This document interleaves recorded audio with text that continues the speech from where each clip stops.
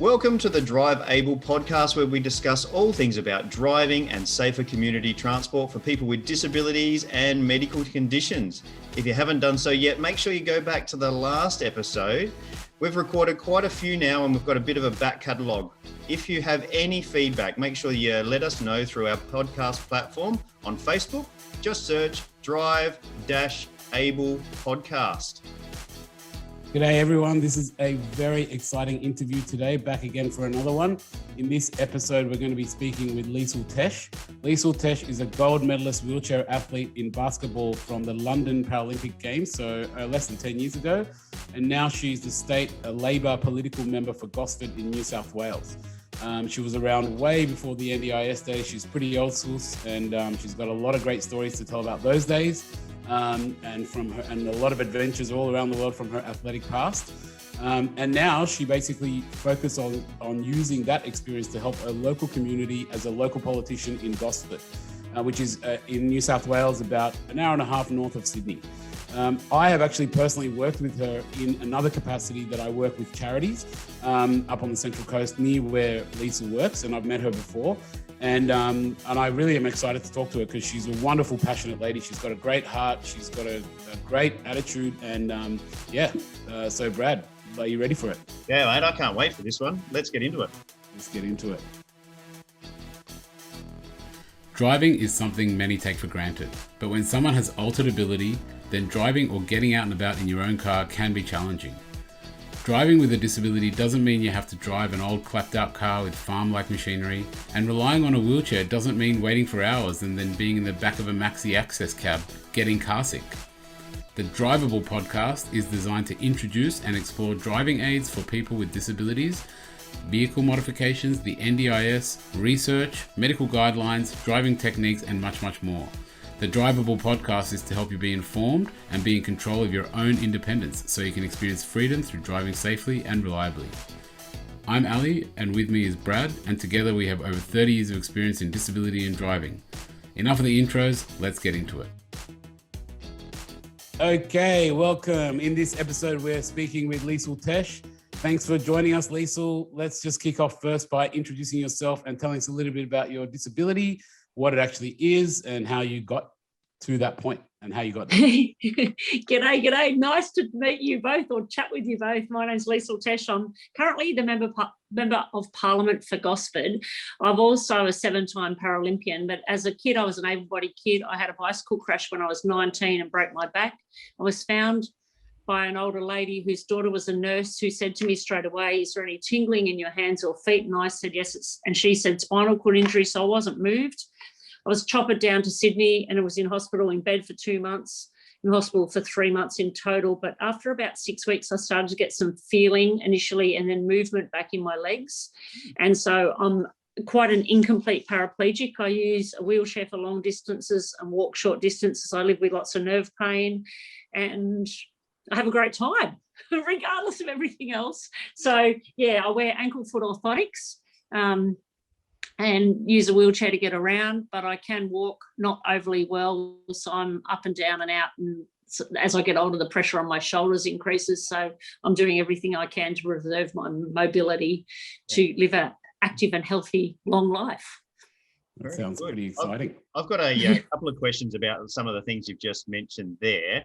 You've got AFOs, ankle-foot orthotics. Yep. What type of ones do you have? Are they hinged? Are they static? What type of AFOs do you have? They're static. They're made by Orthotics in Sydney. So I've got a strap around my ankle and a strap around under my knee, and they're completely fixed in place. I've got quite large deformation of my ankles, so they hold my feet as flat as we possibly can. I then have custom-made shoes to wrap around them to try and put it, because my ankles are deformed, to try and keep a flat base. So I've got some balance through my feet there and keep my feet in place. So the ankle movements, you don't have what? I don't have dorsiflexion, no. plantar flexion. No, I don't have. Yeah, and my plantar flexion in particular, both of them, is not very good at all. So my hip abductors are also weak and my knees are weak as well. Yeah. So when you do your walking, you have to Yep. compensate for that a bit by some larger knee and hip movements to be able Yeah, to. so it's a really waddly, wavy gait that uses up a lot of energy and isn't very efficient. But I'm lucky that I could actually get up because I have got some like a nerve connection from my brain to those various muscle groups and lots of compensation around that. Yep. Yeah, right. And I think also because I've been a Paralympian, it's always been healthy body, healthy mind. So I've worked really hard to keep the muscles that I do have control of as functional and as high functioning as possible. And I'm pretty convinced that if I didn't do the sport with all the balance and physical training, I wouldn't be anywhere near as active as what I am now or as mobile as what I am now. And I think also a lot of people with my disability would have sat in the chair, and I do know lots of people, not lots, but people with my disability have sat in the chair and chosen not to do the struggle of walking. Well, can we talk about your sport then? Absolutely. Ali and I are both sports nuts. So can you give us your sporting history then? So as an able-bodied kid, I was that kid in class who got into any sport, even if I didn't know the rules, to get out of class and be sporty. And basketball was probably I started with netball. And then once I was introduced to basketball, I came home and said to Mum, I'm quitting netball, I'm going to basketball. And so I played rep basketball through school and also representative basketball at uni. So after I broke my back and I sailed every afternoon at school, I rode my mountain bike that I crashed everywhere because we were poor and we didn't have, we had the crappiest car and my parents didn't drive us anywhere, so we just had to do what we could. But then when I broke my back, Lisa 09 and Nick Morozov, and I remember it clear as day, and I was flat on my back in bed, I wasn't allowed to put my head up, came in and said to me, would you like to try wheelchair basketball? And in 1988, no one even knew what Paralympics was. And I remember clear as day when then once I was sitting up, I went out to the stadium in Mount Druitt where you get killed with knives and stones, where I ended up teaching and fell in love with the place and worked there for 5 years. But I went into the wheelchair sports stadium, which was the Kevin Betts Stadium out at Mount Druitt. And there were people in wheelchairs who were going fast and having fun, and they had jobs and cars, lives. They worked, they had boyfriends, girlfriends, and to me, these weren't people with disabilities. These were people just living their best lives. And I became part of that world with sport. And so because of my basketball background, a lot of time also when people have catastrophic injuries, they start again as a wheelchair user at the under 6 because they have to learn the rules of the game as well as the techniques of their disability and or ability. Whereas because I already knew the rules of wheelchair basketball, I came in and was selected pretty much straight away to get into with the New South Wales girls. We played in the National Men's League because there wasn't a women's league. We went on as women to set up the National Women's Wheelchair Basketball League, which still exists today. And I competed in Barcelona, we came 7th, Atlanta, we came 4th, Sydney 2nd, Athens 2nd, and Beijing, we got a bronze. But then I'd been living and playing professionally in the men's leagues in Europe. So I lived in Europe. I played professionally in Madrid for a season, in Sardinia in Italy for 3 seasons, and a season in Paris in the men's league, while setting up and coaching women's teams at the same time. And I came home and I did the Sydney to Hobart yacht race, and I'd sailed all my life as a kid and I never imagined sailing as a Paralympian. But one of the Paralympic sailors saw the television show, invited me to go for a sail. I gave up basketball, and Dan Fitzgibbon, who's an amazing sailor, quadriplegic guy who had an accident after an able-bodied yacht race, became a quadriplegic. Dad and I sailed in London and Rio and won gold at both. Congrats. Oh, man. That is, I got chills. Yeah. That story. That's an awesome story. Oh, Yeah, really so cool. We've got so many questions about that, but we've got to talk about driving. I know, there's loads of stories. There's a million stories. Driving, schmiving, But did you were you actually driving in those that before you had the accident, or was it just always, because as you said, you guys didn't have a great car or anything like that, so was it always pedal power as well? Or? It was always pedal power, so driving wasn't part of my repertoire. I had my accident when I was 19, and still driving wasn't a priority because I had people drive me places. I relied lots on public transport, but then I had a great girlfriend, Louise Deed, who drove me to uni after I came home and went back to uni. So it wasn't for a couple more years that sort of driving came onto my radar. And there was. So why did it come onto your radar then? Oh, I think probably I was 21 when I got my license. So I don't know. I didn't need it. I didn't need it. My family didn't prioritise the kid getting, it wasn't the days when the kids got a car because there wasn't a spare car and the kids didn't have a car, and definitely not in my family. So it was just something that I think through the Commonwealth Rehabilitation Service and my rehab, they said, you want to learn to drive. And initially I had no interest, but then it came through there and there was some lessons. Actually, there wasn't lessons provided, but they helped me do the rigmarole to get the test. Yeah, so some of the other interviews that we've had with Matt and so forth, they've got their license back through the rehab hospital and in those early stages. So your story is a little bit different. You've returned home and then you've got some assistance through pre-NDIS days. What assistance did you get? Can you just clarify for us? So Commonwealth Rehab, now that I think about it, there was actually 2 driving lessons in there. So I took myself out of hospital because I wanted to go back to uni. They wanted me to stay there. So maybe if I stayed in the hospital environment, that would have been part of the whole rehab scenario. But I really wanted to go back to uni, and hospital was Metro Sydney and I was regional. So I just went home and went back to uni. So there was 2 lessons as well. And then there was the test, and I actually went to the test, and the guy, and I failed because I was a hopeless driver, nothing to do with my disability. And the guy actually said to me when I came back for the next test, he said, have you hurt yourself since last time? I'm like, oh, no, it was like this last time. And so then I was put through a 1-hour test and passed my test the second time around. Right. So how do you drive? Let's get into that. What does driving look like to you compared to maybe some other people, able-bodied people? Well, I'm an able-bodied person when I drive, so I use my feet to drive. So I use my feet. We only had a manual car, so there was not an option about learning with an automatic car. And so I, rather than use my ankles, I've always just done what I could do, and I've mainly driven through my knees, and it's just part of my driving regime. And I passed my test using the technique that I had, which is, I think, the technique I've had to use my whole life. So I have no additional assistance or any modifications in my car. Do you do a lot of driving now? I do a lot of driving, mate. I do way more driving than I want to be doing. I try to schedule meetings, so I'm in the office all day or out and about, but no, I'm across the electorate every single day in my role. Yep. Yeah, okay. So driving is a pretty big part of the life now. Absolutely, yep.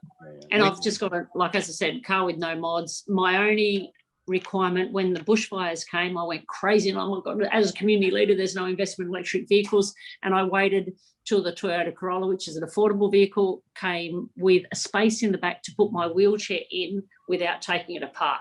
So I chuck my wheelchair in my car, and then I waddle around and sit down and drive off.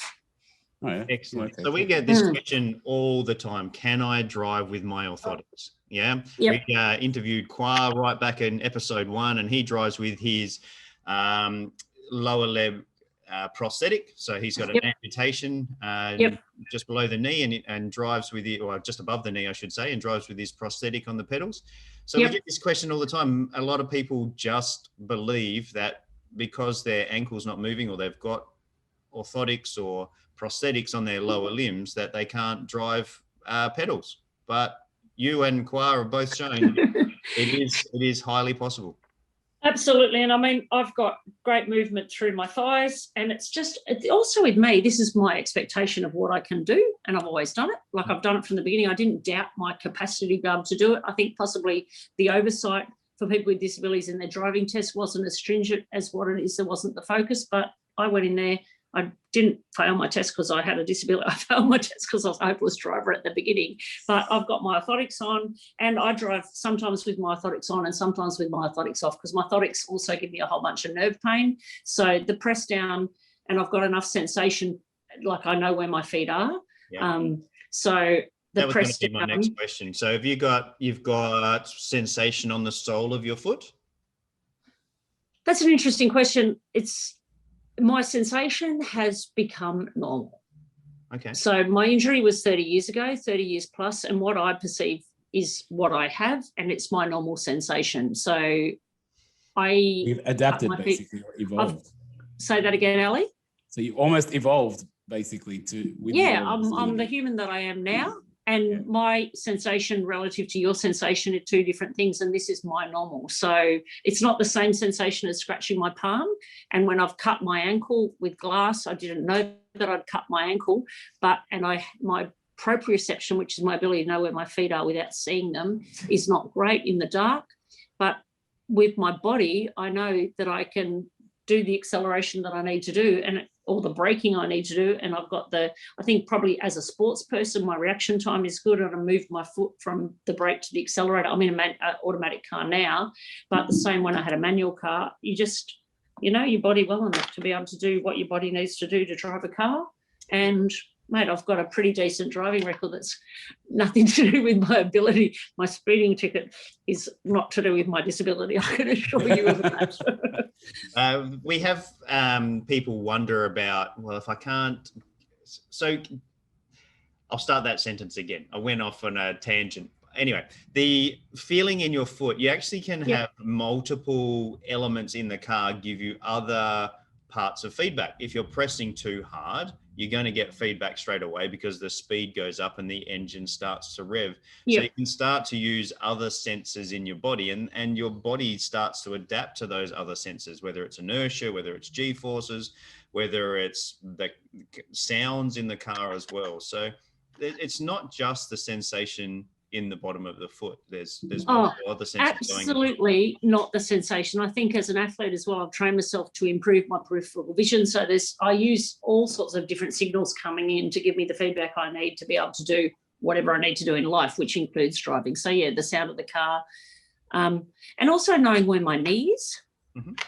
And then, I just think, like any able-bodied driver, it's actually really interesting chatting with you guys and analysing this, because it's something that I don't even think about. It's like you get in the car and then you're at the destination, and hands, legs, whatever it is. And for me, that's just more automatically what I do with my legs, and I drive. Like, there's no doubt about it. And I damn well need to drive. And people think because I'm a member of Parliament, I've got a driver. Nothing to do with my disability. It'd be lovely. I could get more work done if I had a driver, but I drive myself everywhere. Good on you. Do you think? Do you think also because of the being one from a regional area, and also where you were in a time where, did you have things like OTs and all that kind of stuff back then, or did you just get told figure it out and you kind of had to just figure it out? And because you were also in regional. The OTs are in hospital, and my rehab, I used to go to this rehab pool with pensioners and telling me to pick up marbles between my toes and lift them up to my hands. It's like the pensioners could move their toes, but mine toes definitely still can't move very well. So it was just improvise and work out the solutions I needed for myself and get it done. Yeah, okay. And also, I think because I was from a family we didn't have much. We just had to do what we could. So I just always learnt just to do what I could with what I've got, and that's what I did when it came to driving as well. So with the orthotics and those things that you've got on your legs, have they evolved since that time? Has new technology come out, new products or anything like that you've gone, oh yeah, this is much better?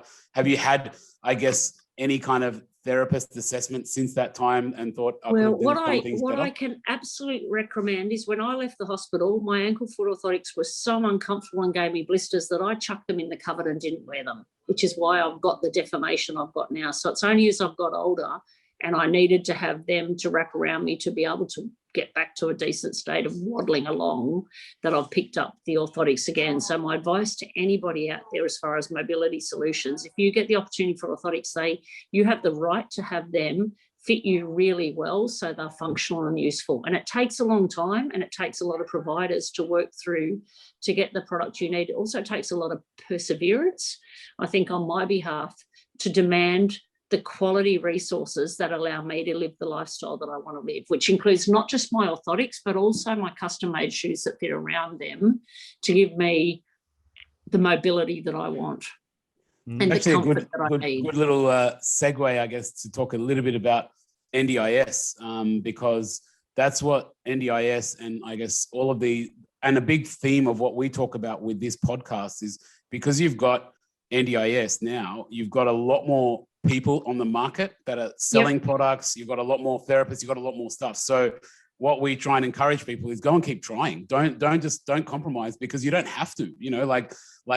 People like Liesl have compromised, and they've kind of They've been the trailblazers, so you guys don't have to do that, and keep trying. Like if you need to go back for 10 trials, do it, until you find something that works.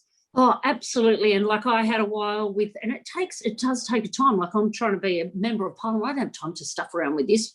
Or as a teacher, I used to have to take days off all the time to deal with my orthotics, which was an absolute pain in the ass. But when it gives you, an absolute pain in the butt, but when it gives you, a quality of life, like it's horrible because you feel more disabled because you're taking time out of being a participating member of society because of your mobility. But if it means that you can be more able and more included and deal with no pain or whatever you need to, it's worth the perseverance to do it.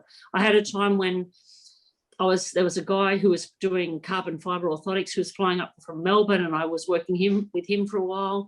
And the time, because he wasn't available, you know what, this is too hard. I need to go back and I need to work with the people who are here, who have got the time to work into my schedule and push them to be everything I need them to be. And I also get scared. My orthotist is amazing. He's an older gentleman, but working with his new staff to make sure that people can take over from him when he retires is also really important to me, because if I don't have my orthotics right, my nerve pain is exacerbated out of this world and I can't participate in society. And then the other frustrating thing is get it right, because then when you don't, like I remember waking up and there's a pressure sore and like my sister said, Liesl, what have you done? I'm like, oh my goodness. So all of a sudden, and I didn't know it was there because I couldn't feel, all of a sudden I've got 4 weeks not mobilizing out of my chair at all because I can't because I couldn't because of the pressure sore. It's like, oh my goodness. So taking your time to get it right and taking the time to look after yourself and making sure your equipment is right so they don't give you a pressure sore is super, super, super crucial. Yeah, that's the golden words right there, I think. I just want to stick that way. I want to segue into driving controls. We know that you don't have driving controls, but the same story, and that's why we've put this podcast out there. When it comes to modifications actually in the vehicle, you don't have to put up with okay products or products that just get you from A to B. You want products that are going to look after you and look after shoulders, look after your limbs, so you can actually drive for a long time into the future. Absolutely. And having in my other part of my background, which I didn't speak about before, as a geography teacher prior to being the MP, I've loved travelling in developing countries. And I've also done quite a bit of aid work using sport as a tool for social change. So I've worked with lots of people with disabilities in developing nations. And one of my clear memories is in Sarajevo, just after the war, where people, because just frightening, were injured by bombs coming through their windows and then trapped in hospital 6 months during the war, but then come out and having to improvise because they don't have the NDIS, they don't have this choice and control, and they don't have these qualified service providers. This woman was using some sort of chainsaw chain mechanism for her accelerator on the car. And then I've also been in Italy where someone who's used a broomstick literally because their hand controls weren't working.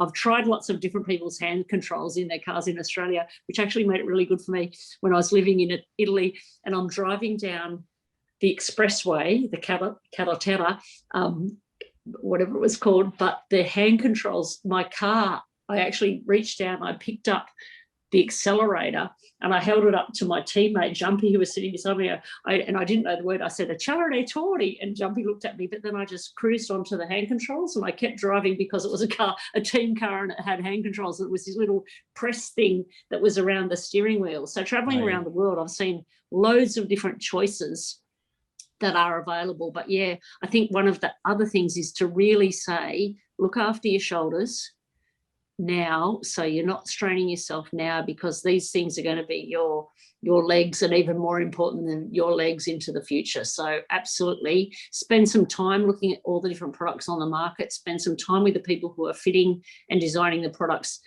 especially linked to you, because it's your shoulders and anything of your body that's working, you need to keep it working as long and as well as you possibly can.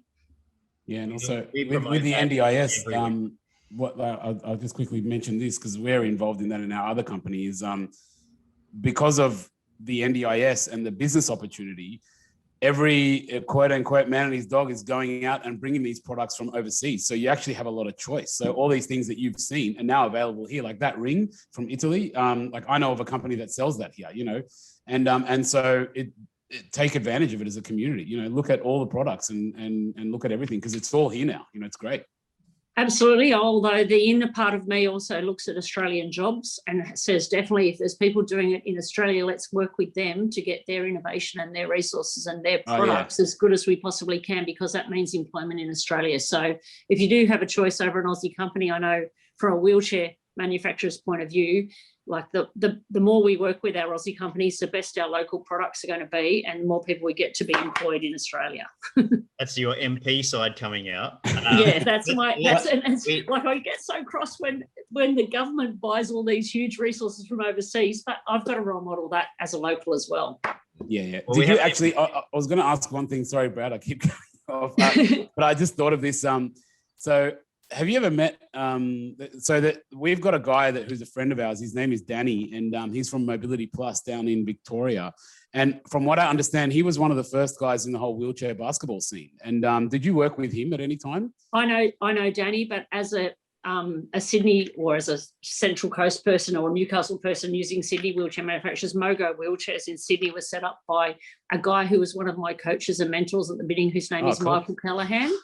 And also Errol Hyde was working with Mobility Plus. And then Nick Morozov came along. So we've had lots of local Aussies set up wheelchair manufacturing, and also people with disabilities who own companies who also provide great insight because they offer lived experience, which makes a huge difference. And I must say, it really is great to deal with people who live with a disability because they've got I think, a different understanding. But I think as the NDIS evolves, lots of suppliers like you guys are getting your understandings improving as people who don't live with these products every day.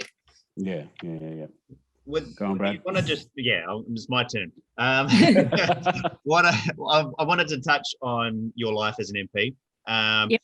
Is there elements about your job role which are impacted by your disability at all, or is it accommodating, or is it how has it helped you or disadvantaged you?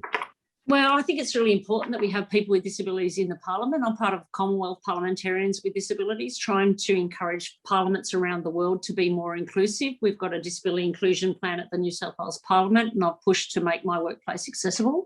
When I first moved in there, a man looked down his nose and said, "This is the oldest parliament in Australia." And I said, "But look, that woman's sitting in a chair over there." And I wasn't talking about myself.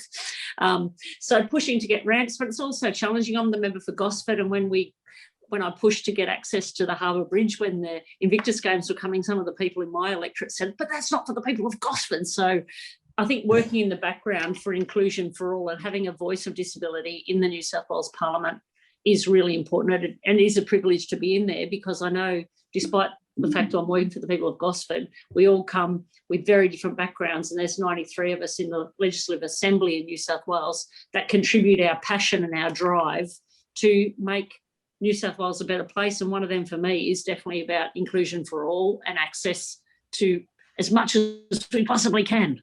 Yeah. Well, I mean, your story is a perfect example of what happens if you have access to stuff and included in activities. You can have a very successful life. So it's good.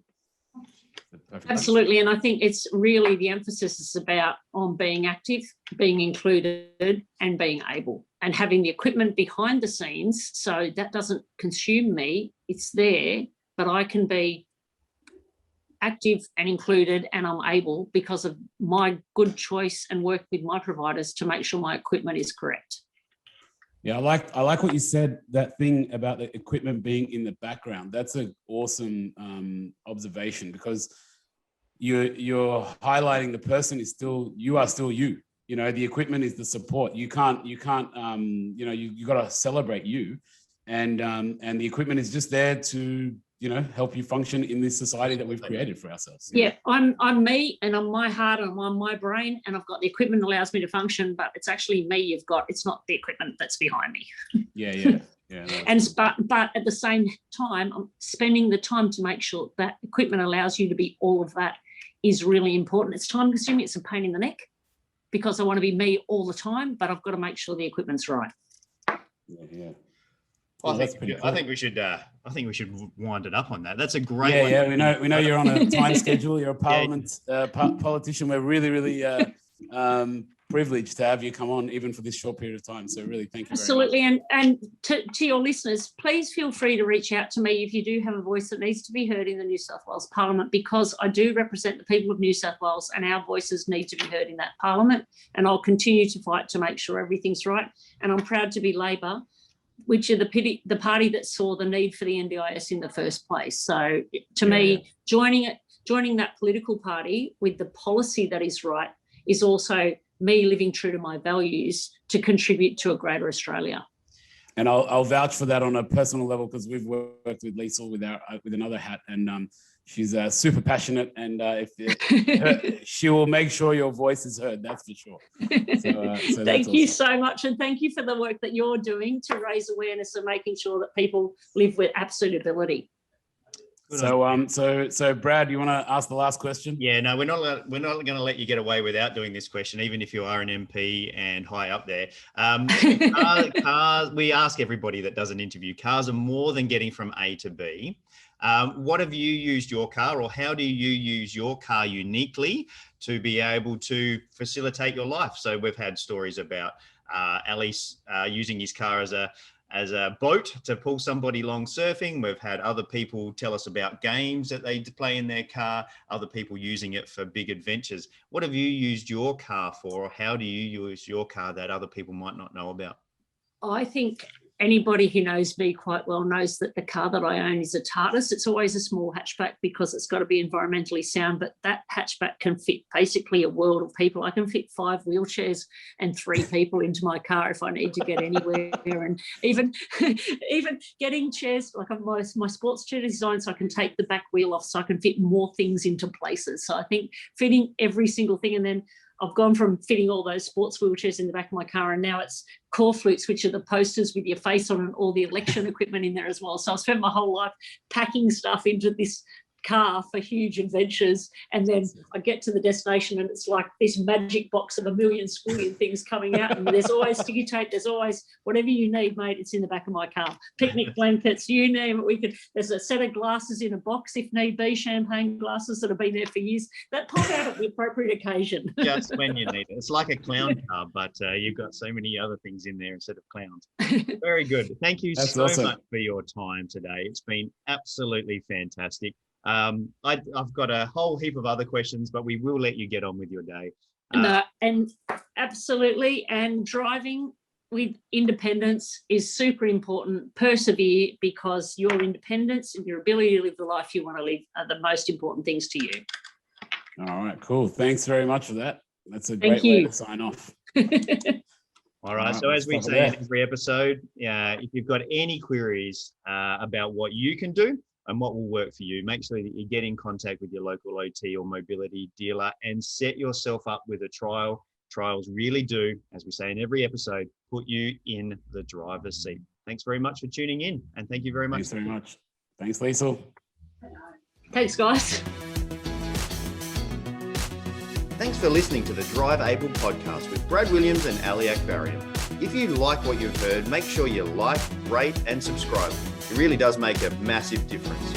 If you or anyone you know would like to share a story about driving with a disability, or you would like to get in contact, find the show notes, or find the resources mentioned in this episode, you can find us on Facebook. Just search @Drive Able Podcast for more information.